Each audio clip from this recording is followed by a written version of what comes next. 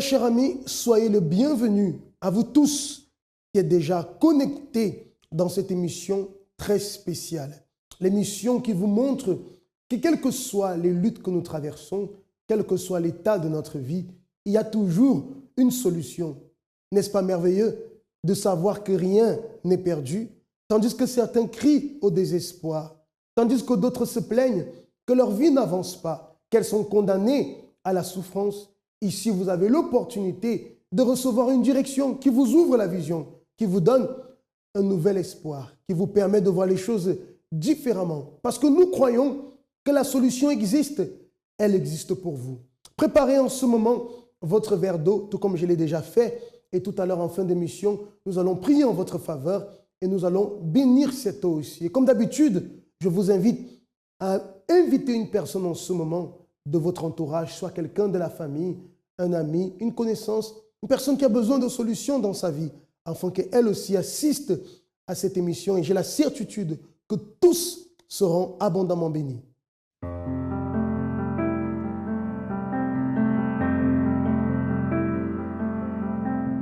Très chers amis, quels sont les types de paroles qui dominent votre vie? Vous savez que nous pouvons être dominés soit par des paroles positives ou des paroles négatives. Lorsqu'une situation se manifeste dans votre vie, lorsque les problèmes se présentent à vous, quelle est votre réaction? Êtes-vous plutôt la personne qui tout de suite confesse le négatif, l'échec, la déroute? Ou vous êtes une personne qui avait un esprit positif et qui, malgré les situations, confesse le positif, confesse la victoire? Notre victoire ou notre échec dépend du type de parole qui domine notre esprit, du type de parole dont nous nous environnons. Beaucoup de personnes sont mal influencées, comme le cas de David, l'histoire que nous allons voir en cet instant, qui, mal entouré, a fini par laisser les paroles des autres dominer sur lui, le poussant à accepter sa situation et à vivre d'une façon qui n'était pas la façon correcte, ni pour lui, ni pour la société. Je vous laisse découvrir en ce moment l'histoire de David et juste après on se retrouve. Comment était votre vie avant d'y arriver au centre d'accueil universel? Alors ma vie avant d'arriver au centre d'accueil, elle était vraiment désordonnée. C'est-à-dire que je fréquentais des mauvaises personnes qui m'influençaient du coup à faire de mauvaises choses. Donc qu'est-ce que c'était les mauvaises choses? C'est-à-dire que je fumais, donc j'étais addict à la cigarette. Et ensuite, ça a été la drogue. Donc c'est pareil, j'ai commencé comme la cigarette en fait. Un joint par-ci, un joint par-là. Donc après, voilà, j'ai vraiment commencé à être addict à ça. Donc je fumais vraiment du matin jusqu'au soir. Concernant l'alcool, c'était moins que la fumette. C'est-à-dire que c'était que en soirée. Donc c'est-à-dire dans les boîtes de nuit, on prenait des grosses bouteilles et on buvait. Et voilà, on voulait se montrer en quelque sorte dans les carrés VIP, etc.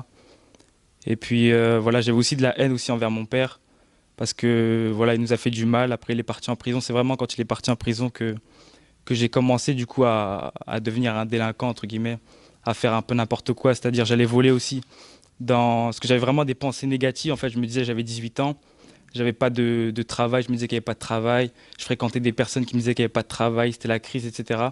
Du coup, j'allais avec un pote centre-ville à commerce et j'allais faire des arrachés de téléphone, de tout ce qu'on pouvait revendre en fait après. Le plus difficile, c'est quand en fait, quand je suis arrivé chez moi, ma mère en fait, elle pensait que j'étais un saint, c'est-à-dire que elle pensait voilà, je fumais pas, j'allais pas voir, mon grand frère, j'avais un grand frère, en fait, lui faisait tout, ma mère était au courant de tout, donc il fumait, il traînait avec les mauvais potes, il volait, etc. Mais moi en fait, j'arrivais à la maison et puis ma mère elle disait ouais, c'est bien David, tu vas à l'école, t'es sage, tu parles bien à la maison. Et donc, ce qui m'a fait le plus mal, c'est quand je suis arrivé chez moi, j'avais les yeux rouges, il y avait un ami chez moi, et c'est là, du coup, elle a vu que, voilà, je n'étais pas celui que je pensais. Elle a dit, voilà, t'as fumé, etc. Après, j'essaie de détourner la chose, mais voilà, je savais au fond de moi-même que j'avais fumé, je l'ai vu pleurer. C'est là que j'ai pris conscience que, voilà, fallait que je change, que moi-même, j'ai pris conscience qu'avant, j'étais pas comme ça. J'étais quelqu'un de bien qui faisait pas ça. Et après, j'étais une deuxième personne et voilà, j'ai pris conscience de tout ça. Une fois que j'ai pris conscience en fait de tout ça, que la personne qui j'étais devenu, c'est-à-dire que je fumais, je voyais que ma vie elle avançait pas en fait. Je voulais arrêter, j'étais en terminale, Je voulais même pas arrêter je voulais arrêter le bac, je voulais même plus entendre parler de l'école. Je me disais, voilà, je traîne avec les mauvaises personnes, c'est la crise, il n'y a rien à faire. Et comment vous avez pris connaissance du centre d'accueil universel? Alors c'est justement ça en terminale, j'avais un ami, Amine, donc il m'a parlé du centre d'accueil, tout ça. Il a vu justement quand je sortais avec lui, il me voyait fumer, il voyait que j'étais pas bien en fait, que je faisais n'importe quoi. Et voilà, il m'a proposé un jour, un dimanche, de venir. Avant ça, il m'envoyait des témoignages, tout ça, mais je croyais pas. Je disais, c'était des bêtises, tout ça. Moi, je suis musulman, du coup, je voulais pas entendre en fait parler du christianisme, parce que je me disais, je suis né musulman. Du coup, je vais finir musulman. Alors, ce que j'ai fait, c'est que j'ai vu justement des ouvriers qui sont passés par des situations comme moi, donc à travers la drogue, la délinquance, etc. Donc, j'ai vu une opportunité à travers eux. Donc, tout simplement, on m'a conseillé au centre d'accueil universel de venir faire des chaînes de prière, c'est-à-dire venir le lundi pour la vie financière, venir dimanche pour la relation avec Dieu, le mercredi aussi pour la relation avec Dieu, le vendredi pour la délivrance, pour enlever les vices, la cigarette, l'alcool, la drogue, les femmes, les boîtes de nuit, etc. Toutes les mauvaises choses, en fait, qui soi-disant je pensais que c'était bien. Et donc, voilà, j'ai participé à ça. Et puis, je me suis dit qu'en fait, j'avais rien à perdre, donc voilà, j'avais pris ma décision d'arrêter. Et après les fréquentations, petit à petit, après, ça s'est éloigné parce qu'ils ont vu que j'étais plus la même personne. Ils me disaient, ah, David, t'as changé, pourquoi tu viens plus en boîte, pourquoi t'as arrêté de fumer, etc. Et donc petit à petit, les fréquentations aussi, ils sont partis dans leur coin, je suis parti dans mon coin. Et voilà, j'ai pu arrêter la drogue, l'alcool aussi, je touche plus une goutte d'alcool et je touche plus une goutte de cigarette, de drogue. Et aussi, j'ai pu pardonner aussi à mon père que j'avais tellement de haine que je me rappelle, je faisais de la boxe anglaise, que je voyais le sac de frappe, j'imaginais sa tête sur le sac de frappe et je cognais ça vraiment. C'est pour vous montrer à quel point j'avais la haine envers lui. Et puis voilà, là maintenant je vais chez lui, on parle, on discute, on mange ensemble, on rigole ensemble. Et voilà, je vais vraiment pardonner aussi pour voilà, le mal qu'il nous a fait. J'ai plus besoin de fumer, de boire, etc., de boire de l'alcool, de voir des femmes, etc., à droite à gauche. J'ai simplement la présence de Dieu me suffit, son amour. Et voilà, j'ai plus besoin de tout ce que je faisais avant, tout ça. Je me suis rendu compte qu'en fait, j'ai pris conscience que ça servait à rien et que sans la présence de Dieu, en fait, c'est la souffrance, tout simplement, c'est la souffrance. On fait n'importe quoi, on ne sait pas où on va. Et puis voilà, du coup, une fois que du coup, j'ai pu venir au centre d'accueil, j'ai pu du coup avoir mon bac, tout ça, donc je suis content. Là, j'ai pu rentrer à l'université aussi. J'ai changé ma façon de penser, ça m'a changé ma façon de penser. Je pense plus que c'est la crise, qu'il n'y a pas de travail, que je dois vendre du shit ou je sais pas quoi pour gagner de l'argent. Aujourd'hui, David, vous êtes un musulman converti au christianisme à travers la foi intelligente que vous avez appris au centre d'accueil universel, c'est ça? Voilà, c'est exactement ça. J'ai pu du coup me convertir malgré les luttes, les tensions qu'il y a pu avoir avec ma famille, tout ça, mes frères, etc. J'attribue tout ça au Seigneur Jésus et à toutes les chaînes de prière que j'ai pu faire, etc. Et ça va continuer du coup à changer. Et aujourd'hui, David, vous fréquentez quel centre d'accueil universel? Je fréquente aujourd'hui le centre d'accueil universel de Nantes. Merci David pour votre témoignage de vie et que vous continuez à développer cette foi intelligente afin d'apporter aussi, à travers votre expérience de vie, l'opportunité à d'autres personnes qui sont dans la souffrance actuellement. David est passé de la mauvaise influence à la bonne influence. La mauvaise influence l'a poussé à être un jeune homme qui vivait dans la délinquance, totalement perdu, déboussolé. Mais à partir du moment où il s'est rendu compte que cette influence négative n'apportait rien de bien à sa vie, il a pris une décision. Et lorsqu'il a été invité ici au centre d'accueil et qu'il a reçu la bonne influence de la parole de Dieu qui fait naître en nous la foi qui nous donne les conditions de résoudre n'importe quelle situation. Vous voyez, chaque semaine, chaque jour, vous avez des témoignages des personnes qui ont vécu une véritable expérience de foi, montrant ainsi que quelles que soient nos luttes, quels que soient nos problèmes, nous pouvons nous en sortir. David est cet exemple qui a réussi à pardonner, qui a réussi à vaincre cette vie dans laquelle il était et qui aujourd'hui est un jeune homme totalement restauré, une vie qui avance, une vie qui est bénie. Tout cela parce que la bonne influence de la parole a agi dans sa vie. Et la bonne influence de la parole peut aussi agir dans votre vie. Si vous avez besoin de notre aide, très cher ami, n'hésitez pas. Vous avez en ce moment notre contact affiché sur l'écran. C'est le 01 53 35 85 12. Et vous aurez alors l'aide dont vous avez besoin dans l'un de nos centres d'accueil ici en France. J'étais une personne qui n'avait pas du tout confiance en moi. À l'intérieur de moi, je sentais une vide en fait. Donc je faisais des cauchemars. En fait, des cauchemars ont commencé depuis toute petite, mais je disais rien à personne. Comme je ne donnais pas beaucoup de valeur aux rêves ou quoi que ce soit, donc il fait que je disais rien, même pas à mes parents, je disais rien. Donc j'avais un peu peur pendant la nuit. Quand je suis rentrée en France, donc j'ai pu continuer mes études, tout ça. Comme je n'avais pas ma carte de séjour, je ne pouvais pas travailler. Donc il fait que je suis restée au moins, si je peux dire, plus de 2 ans à peu près à la maison.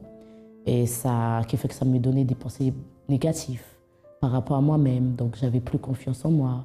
Quand je voyais mes collègues de l'école qui ont terminé leur formation, qui ont leur travail, qui avançaient, et moi j'étais là à la maison, je ne faisais rien.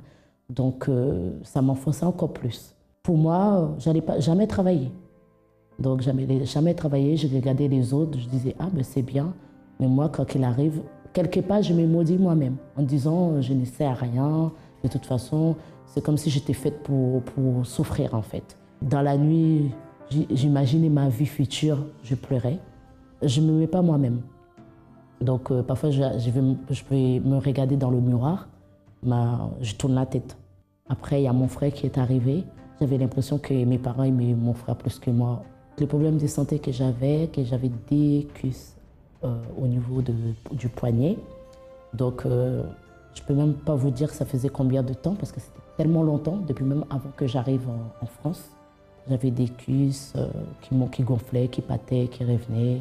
Mais il y en avait toujours un.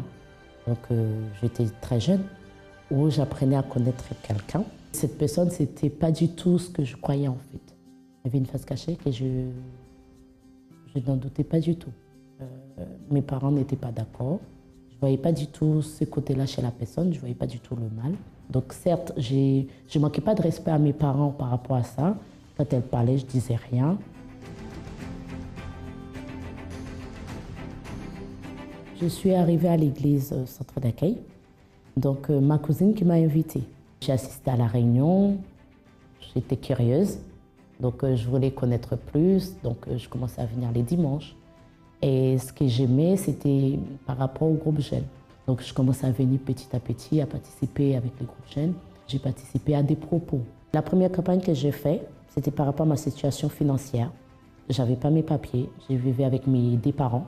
Mon père, ça faisait plus de 10 ans qu'il est en France, qu'il n'avait pas sa carte de séjour. Ma mère, pareil, et mon frère qui est arrivé, pareil. Et dès là, il y a eu cette révolte à l'intérieur de moi, de dire non, je n'accepte pas cette situation. Mon Dieu, quand je vais parler de toi, je vais avoir mon témoignage pour expliquer ce que tu as fait dans ma vie. Donc dès là, j'ai utilisé ma foi. À travers ma foi, Dieu a pu répondre pour moi et mes parents. Donc nous avons pu avoir nos cartes de séjour en même temps. J'ai pu trouver un travail à mon nom, avec mon diplôme que j'ai eu. Dieu a pu exaucer à travers les propos, à travers les campagnes d'Israël et à travers les jeûnes de Daniel. Comme j'avais demandé à Dieu un changement total à l'intérieur de moi, je puisse avoir cette communion avec lui. Le dernier jour du jeûne de Daniel, Dieu a exaucé cela. Cette paix à l'intérieur de moi, la joie, je ne sais même pas comment vous expliquer. Donc, une paix totale que Dieu, il est avec moi, il est à l'intérieur de moi. Le centre d'accueil, pour moi, c'est une école. On va, on apprend pour pouvoir réussir dans la vie. La mauvaise influence n'est pas forcément des personnes qui nous donnent des phrases négatives, des paroles négatives. Par exemple, le genre de personnes qui vous disent « Ah, laisse tomber, ça ne va pas marcher, c'est trop difficile. Mais tu as déjà essayé, tu as vu que ça n'a pas marché. Pourquoi tu tentes à nouveau ?» Il y a ce genre de personnes qui apportent toujours des paroles négatives et qui essaient de nous tirer de leur côté, tandis que nous voulons avancer. Mais parfois, la mauvaise influence n'est pas une personne.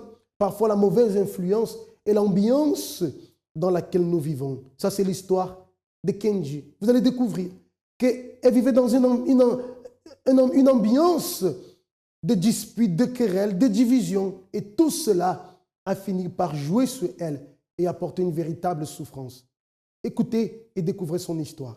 Donc ma vie avant d'arriver au centre d'accueil était totalement dévastée. J'avais une famille désunie parce que mon père était alcoolique, donc il ne s'entendait pas avec ma sœur, il ne s'entendait pas avec ma mère, il ne s'entendait ni même avec moi. Il y avait beaucoup de bagarres jusqu'à que ma sœur est partie de la maison. Il a viré ma sœur de la maison. Ma mère et mon père étaient sur le point de divorcer et moi, j'étais mise de côté, j'étais toute seule, j'avais pas d'amour, j'avais pas de point de repère, pas de pilier en fait. Du coup, j'ai commencé à avoir beaucoup de problèmes, c'est-à-dire même à l'école, je m'enfermais, j'avais un gros vide, j'avais personne à qui parler, etc. Et tout ça, ça a engendré une maladie assez grave qui, dans mon cerveau, j'ai commencé à avoir de gros problèmes, de grosses migraines, ce qui fait que j'ai même raté 3 mois de ma vie scolaire. Et ça a été un moment très dur pour moi parce que j'ai dû être suivie par des psychologues, j'ai dû faire des scanners, aller toujours à l'hôpital, faire des examens, c'était très très dur. J'avais vraiment des migraines, j'étais pas bien, je pouvais plus être à la lumière, j'étais enfermée dans le noir, j'étais toujours au lit, je mangeais rien, j'avais perdu beaucoup de poids et voilà en fait, c'était comme ça. J'avais rien, j'étais vide, totalement vide, j'avais juste de la haine contre mon père parce que voilà, pour moi c'était lui le fautif. Tout ce qui arrivait, c'était de sa faute en fait, parce que s'il n'avait pas bu, s'il n'était pas alcoolique, ça ne serait pas passé comme ça. Donc j'étais vide. La seule chose que j'avais, c'était la haine. J'avais rien sinon. J'avais pas envie de suicide parce que j'avais peur en fait de ça. Donc ce genre de choses, ça m'est jamais traversé l'esprit. Ça m'a jamais traversé l'esprit. Mais j'avais beaucoup de mal à dormir.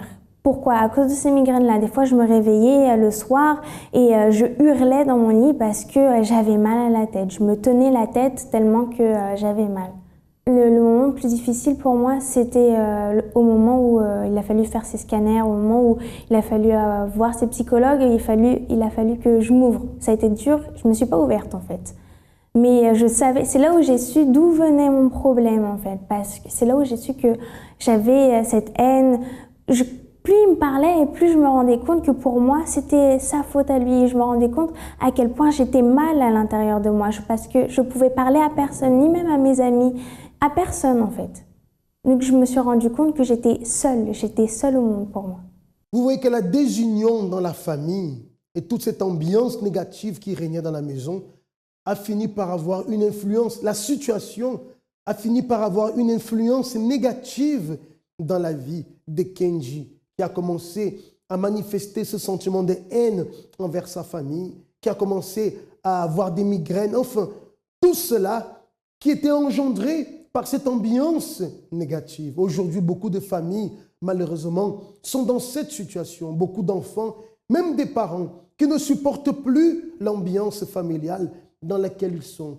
Une ambiance de querelle, ambiance de disputes, divorce, ambiance de querelles sans cesse ou de froideur, enfin, la désunion totale, la souffrance totale qui finit par jouer sur la santé physique, la santé mentale de ceux qui font partie de cette famille. Ça, c'était le cas de Kenji. Vous voyez, à partir du moment où toutes ces choses ont commencé à dominer sa vie, cette influence négative dans laquelle elle vivait chaque jour a fini par atteindre son intérieur et apporter une véritable souffrance. Et peut-être, cher monsieur, madame, jeune peut-être, qui me regardez en ce moment, peut-être vous êtes en train de vivre la même situation.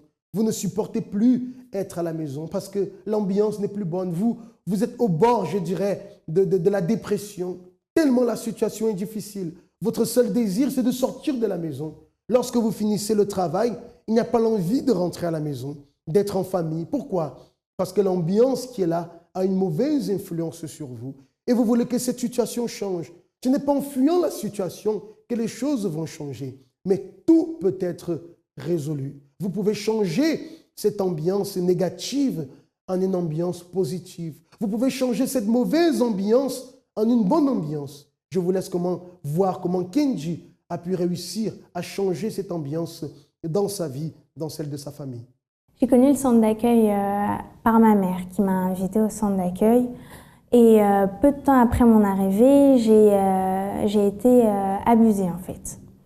Ça a été assez dur, mais j'ai réussi avec des propos, avec par exemple l'aide des pasteurs qui m'ont aidée, j'ai réussi à pardonner ce genre de choses, à même un peu oublier. Mais ça n'a pas été tout de suite parce qu'il a fallu que je fasse beaucoup d'efforts. C'est-à-dire, il a fallu que je fasse, par exemple, le jeûne de Daniel. C'est à partir de là que j'ai vraiment commencé à me donner. J'ai commencé à faire le jeûne de Daniel, j'ai commencé à faire des campagnes d'Israël pour ma maladie, le jeûne de Daniel pour mon intérieur et petit à petit, ça allait. J'ai dû participer parce que j'avais compris que c'était le seul moyen d'aller mieux en fait. Parce que quand on parlait de ça, quand le pasteur parlait de ça, je me rendais compte que j'avais rien à perdre en fait. C'était où je restais comme ça, où j'essayais et j'allais mieux en fait, où j'essayais et j'avais un résultat après ça. Le sacrifice, ça représente beaucoup, ça représente un changement de vie total. Toute ma vie que je mets sur l'autel. Pour moi, la campagne d'Israël, c'est une obéissance. Enfin, aujourd'hui, avant c'était une solution à mes problèmes, mais aujourd'hui, pour moi, c'est une obéissance, c'est quelque chose que je dois faire, c'est parce que je sais que à travers ça, ce que je veux, je vais l'avoir en fait. C'est peu importe ce que je vais demander, peu importe ce que je vais entreprendre, je vais réussir. Et c'est à travers les campagnes d'Israël que j'ai réussi. J'ai réussi à avoir mon bac à travers la campagne d'Israël et les jeûnes de Daniel. Ma vie a beaucoup changé. Vous voyez que la souffrance de Kenji a été aussi causée par l'abus sexuel dont elle a été victime. Imaginez-vous la marque négative, l'influence négative que cette situation malheureuse, l'impact que cela a eu dans sa vie, au point de causer la tristesse, d'engendrer cette haine et tout ce mal-être intérieur. Mais à partir du moment où elle a reçu l'opportunité, à travers une invitation au centre d'accueil, où elle a écouté des conseils, où elle a entendu la parole, comme aujourd'hui vous entendez, cette parole qui affirme qu'il n'y a pas de cas perdu, que votre situation peut changer, que vous n'êtes pas un cas perdu. Peut-être vous vous voyez comme un cas perdu. Les autres même vous disent que pour vous, il n'y a plus rien à faire. Laissez-moi vous dire, cher ami, que votre situation, elle peut changer. Tout dépend de vous en ce moment, si vous acceptez ce que je suis en train de vous dire. Ou vous pouvez accepter de continuer dans la même situation, ou vous pouvez accepter les paroles que je prononce en ce moment et saisir votre opportunité, comme Kenji l'a saisi lorsqu'elle a reçu. Elle s'est dit, je n'ai rien à perdre. Je veux que ma vie change. Je veux que ma situation change. Si votre vie change, qui sera heureux? C'est bien sûr, c'est vous. Donc, l'intérêt est pour vous de chercher cette solution. Et vous recevez en ce moment l'opportunité de la solution. Mais la décision vous appartient, très cher ami. Voyons aujourd'hui, après avoir agi la foi, après avoir cru, lutté, persévéré, mettant sa confiance en Dieu, voyons quel est le résultat de cette attitude dans la vie de Kenji aujourd'hui. Aujourd'hui, ma vie est totalement transformée, c'est-à-dire que j'ai plus de haine, je suis plus malade, j'ai plus ce vide à l'intérieur de moi, je suis totalement transformée, je suis heureuse, je réussis dans tout ce que j'entreprends. À l'école, ça va beaucoup mieux, même si au début, ça n'allait pas. Aujourd'hui, ça va beaucoup mieux. Je suis épanouie. Pour ma guérison, du jour au lendemain, ça allait mieux. Du jour au lendemain, après avoir fait les chaînes de prière, être venue mardi et avoir prié, ça allait mieux. J'étais totalement guérie et quand je faisais mes scans, mes examens, il n'y avait plus rien. Par rapport à la famille, aujourd'hui, on est tous unis, on est tous bien. Mon père vient à l'église, ma sœur aussi, ma mère aussi. C'est pas facile tous les jours, c'est toujours une lutte. Mais ça va beaucoup mieux. Mon père n'est plus dans l'alcool, il n'est plus alcoolique et aujourd'hui on s'entend beaucoup mieux. Par rapport à mon abus, ben, j'ai pardonné. En fait, je m'en suis jamais, j'en ai jamais voulu à cette personne-là. Je m'en suis toujours voulu à moi au début, mais en fin de compte, je me suis rendu compte que ça servait à rien, qu'aujourd'hui je suis passée à autre chose, que c'est du passé et ça ne me fait plus rien. Mon intérieur est totalement transformé. Je suis plus vide, je suis plus triste, je suis plus seule comme je pensais l'être. Non, aujourd'hui j'ai Dieu avec moi, j'ai aussi des amis sur qui je peux compter et voilà. Et le centre d'accueil représente cette opportunité de changement de vie en fait. Cette opportunité que j'ai eue. Et je souhaite à tout le monde d'avoir cette opportunité parce que le centre d'accueil a changé ma vie totalement. Voyez à travers la foi, Kenji a eu une grande victoire, ou même plusieurs grandes victoires. Elle a réussi à vaincre la solitude qui l'accompagnait alors depuis des années. Elle a pu pardonner, voyez que toute cette haine emmagasinée, elle a pu se débarrasser de cette charge. Et vous savez, très cher ami, qu'il n'est pas facile de pardonner des personnes qui vous ont fait du mal. Et dans son cas même, elle avait été victime d'un abus sexuel. Mais par la foi, Dieu lui a donné la force, elle a réussi à pardonner, se libérant ici intérieurement. Aujourd'hui, sa famille qui était désunie, ses parents qui étaient au bord du divorce, toute cette ambiance négative a été balayée, arrachée. Et aujourd'hui, tout est remplacé par une ambiance de paix, une ambiance d'union. Aujourd'hui, la famille est unie. Aujourd'hui, tout a été reconstruit. Les problèmes de santé dont elle était victime, tout cela est totalement terminé. Elle a réussi à reconstruire par la foi sa vie. Et si elle a réussi, très cher ami, vous aussi, vous pouvez réussir. C'est la raison pour laquelle les portes du centre d'accueil sont ouvertes et que tous les jours, nous sommes là pour vous recevoir, pour vous aider. Parce qu'ici, nous avons la certitude, avec Dieu, une nouvelle vie vous attend.